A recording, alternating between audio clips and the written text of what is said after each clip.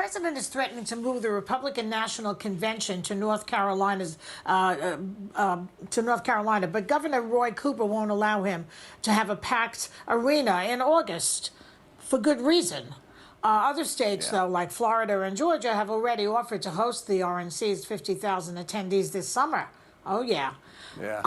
I'm wondering, you're a little too level-headed to do that, I think. Would you welcome that in California? No, I mean, come on, absolutely not. Why put people at risk to quite literally lose their lives?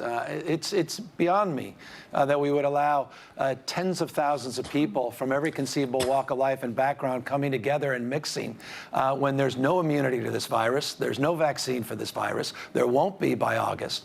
And to do that, why would you do that to people that you claim to care about and support? It's just, I believe, respectfully, irresponsible. So we won't be doing anything like that in the state of California. What will Trump do? I want to know what he's going to do. What do you think he's going to do? I deeply understand. All of us are anxious about what may or may not become of their respective conventions. Will they be virtual? Will there be a hybrid? What they may or may not look like. But one thing we cannot do is put people's lives at risk, public safety at risk. And here's what I mean by that. It's not just those that are assembled in the area that they're assembled. It's when all of them come back home, all across this country, where we can see asymptomatic spread of this virus, and we can see flare-ups all across this country in an uncontrolled manner. Again, it's just deeply irresponsible.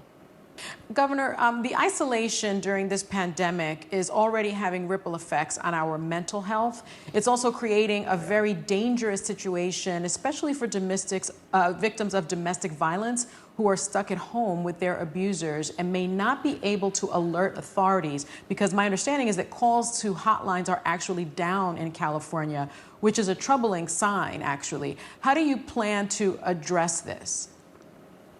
No, it was an ominous sign. You're absolutely right. In April, we saw a significant decline in the number of calls. As we begin to modify our stay-at-home order, we're starting to see, unsurprisingly, a spike in calls. And that's why we want to be very aggressive and encourage people that are struggling with an abusive spouse or caregiver, that they have the ability not just to make phone calls to get help, but that help will be provided. We have a partnership with Airbnb to provide free accommodations, Uber, free transportation. We're putting tens of millions of dollars of philanthropy and general fund money up to help support our providers at the local level. And we're encouraging people to text, not just call. If you can't call, but to text 911, which is available in the vast majority of states as an alternative to make sure that you can get the kind of help you deserve. Listen, our thanks to you, Governor, just for everything you've been doing and everything you plan to do.